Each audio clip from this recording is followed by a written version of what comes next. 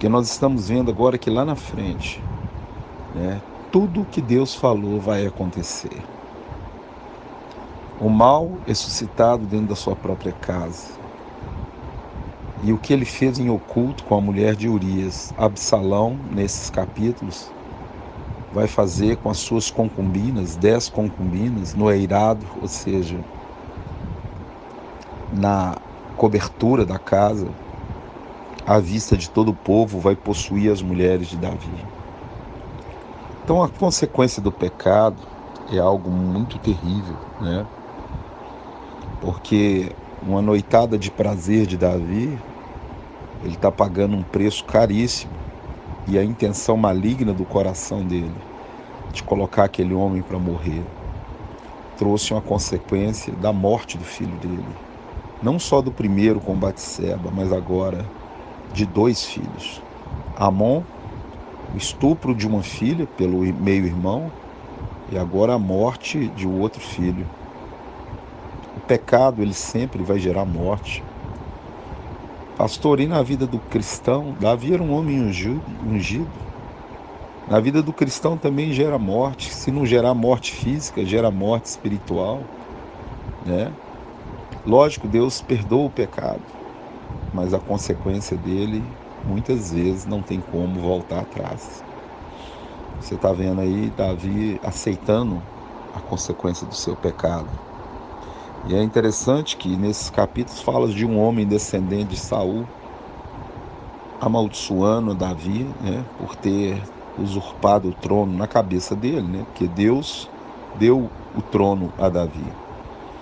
E os que estão com Davi falam, deixa a gente matar ele. E as palavras de Davi são palavras interessantes, né? Olha o que Davi diz, né? Davi diz em 2 Samuel 16, verso 12, fala assim, quem sabe Deus vai olhar para a minha aflição. Imagina um rei fugindo com todo o seu povo, do seu próprio filho, para não ser assassinado. E ele diz em 2 Samuel 16, 12, talvez o Senhor olhará para a minha aflição e o Senhor me pagará com o bem a maldição que esse homem fez nesse dia. É interessante que em Romanos 12, o apóstolo Paulo, ele diz para nós não amaldiçoarmos, mas para nós abençoarmos. Você vai ler Romanos 12, 19 e 20, né? Que diz lá, né? Que você não deve vingar a você mesmo, porque a vingança, ela pertence ao Senhor. No verso 18 diz que quando se depender de você, tende paz com todos os homens.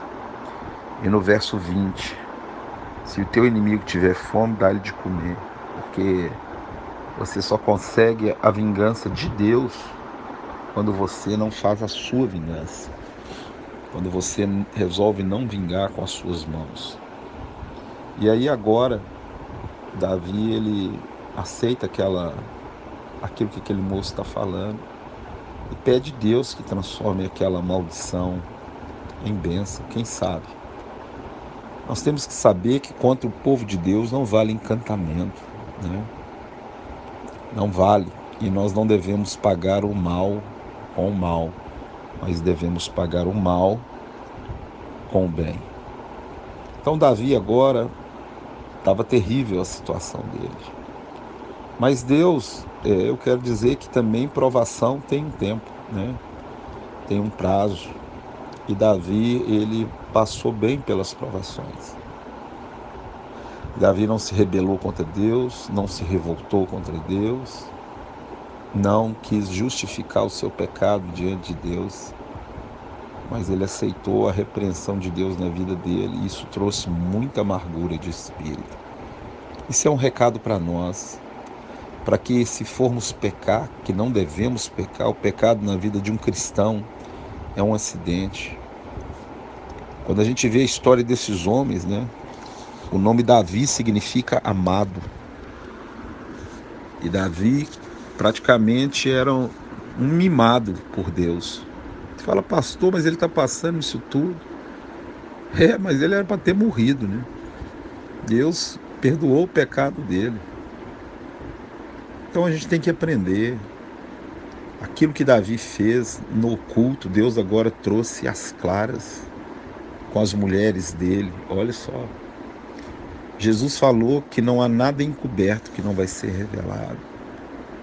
Eu quero dizer que a melhor opção para o nosso pecado é a confissão e o abandono do mesmo. Porque senão isso vai corroendo os ossos da pessoa. E uma hora ou outra aquilo vai vir à tona. É como Moisés escondeu o egípcio, matou o egípcio e enterrou na areia, né? E aquele egípcio depois apareceu lá, o egípcio que Moisés matou, e o faraó mandou matar ele, perseguir ele. Então não adianta. A maior estupidez do ser humano é tentar ocultar a Deus aquilo que ele já sabe. Porque se Deus sonda a mente com a oração, o que você vai poder tentar esconder dele? Nós possamos aprender com Davi, primeiro, a ser um homem segundo o coração de Deus. Segundo, a saber que o melhor lugar é estar no centro da vontade de Deus, mesmo na provação. E uma provação por culpa do pecado de Davi. Grandes homens da Bíblia foram provados. Em Deuteronômio capítulo 8, você lê lá, fala que Deus guiou um povo no deserto e provou eles para ver o que estava dentro do coração deles. Se eles guardariam os mandamentos de Deus ou não guardariam. A provação na vida do cristão não é para destruição, mas é para aperfeiçoamento, para que esse homem de Deus seja perfeito e perfeitamente habilitado para toda boa obra. É interessante que naquilo que nós somos provados e aprovados, nós podemos ajudar outros irmãos que estarão também na provação. Davi agora ele vai para o ápice da vergonha de que uma pessoa, da humilhação que uma pessoa pode passar.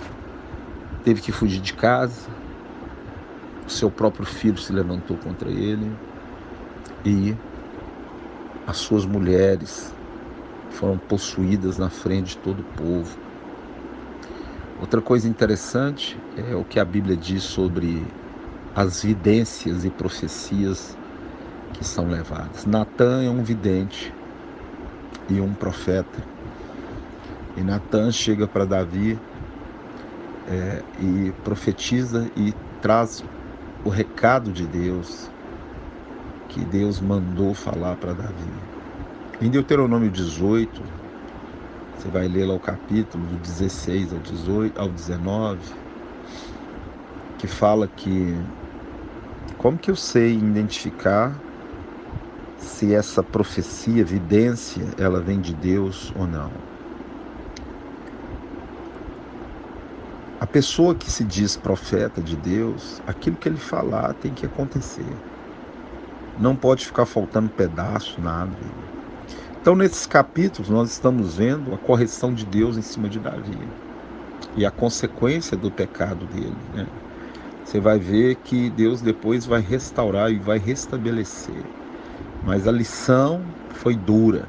E o exemplo deixado para nós é para que a gente não cometa os mesmos erros que Davi cometeu e que a gente possa conhecer os acertos de Davi com Deus.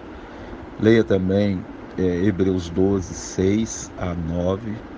Leia também 1 Coríntios 10 inteiro. Tudo isso que está escrito é para advertência nossa e para exemplo nosso. Que Deus te abençoe e fica na paz em nome de Jesus.